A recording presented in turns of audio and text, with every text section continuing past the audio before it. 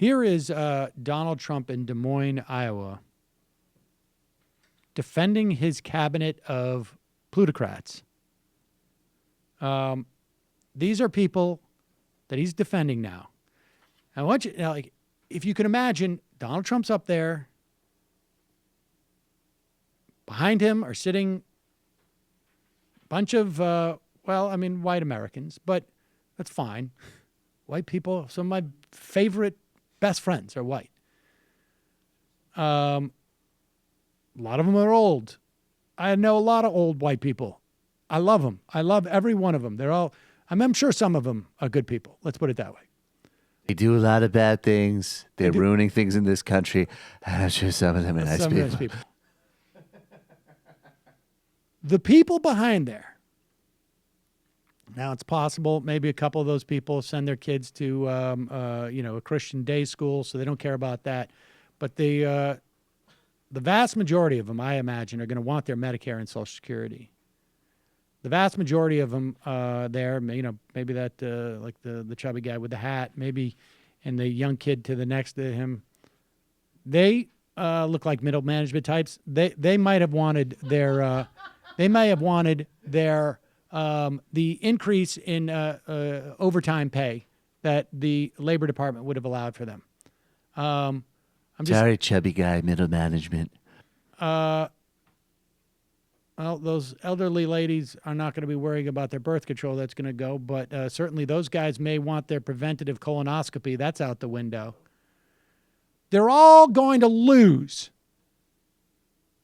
Specifically, things that they rely on. They have no idea about it.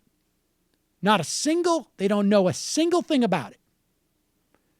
Because the billionaires that he has put in to run these institutions, and to be fair, the Labor Department guy, he may just be a millionaire. And Pruitt is just a future millionaire because he's going to get paid off God knows what his stock options are going to be in these. He could be headed for executive position at a place like Exxon. Forget about just stock options. That dude is going to cash out beautifully. They're not going to have to let him even. This marvelous. Guy, he's going to have a wonderful. I don't know how old he is now. Maybe 40s or something like that. Maybe early 50s. But his 60s are going to. His golden years. His future is as bright as the rest of his smog-filled. So for the rest let's hear Donald Trump's justification for putting these people who literally float amongst these people. Good. And one newspaper criticized me. Why can't they have people of modest means? Because I want people that made a fortune. Because now they're negotiating with you.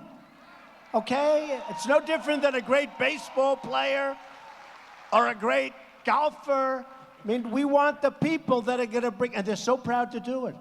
These people have given up fortunes of income in order to make $1 a year.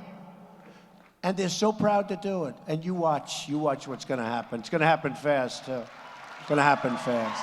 I believe that. Fast. Look at them cheer. He's just said that they're better than you people. They're better than you.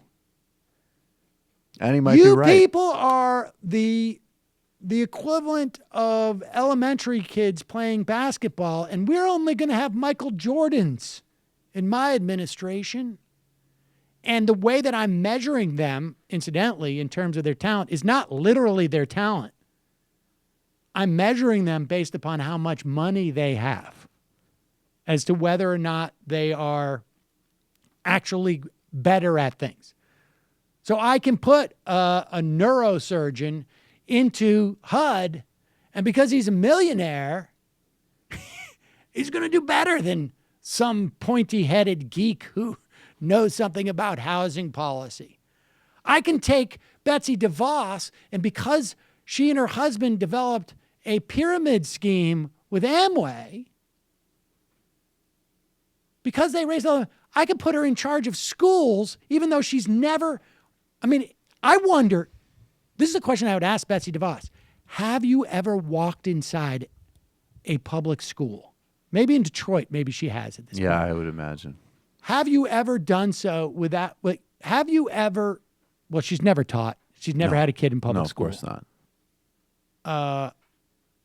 But because she made money selling Amway products, She's better than them. Well, let's not forget how deep this goes, though. Like, this is another thing, especially with education. I remember when the Steve Jobs biography came out. Was it Walter Isaacson who wrote that? I think it was Isaacson. And they had this like section on like Steve Jobs's opinions on public education, and they were all like generic nonsense that you'd expect from any Silicon Valley CEO. And it just occurred to me at the time that no one asked like the New Jersey Public High School Teacher of the Year what Apple's strategy should be for like market capitalization in India or something. Right. Like, we valorize this so much, and there are some very disturbing ways in which Trump is just taking certain things to their logical conclusion. Hey, it's Sam Seder. Why don't you subscribe to this channel? You can do so right over here. Subscribe.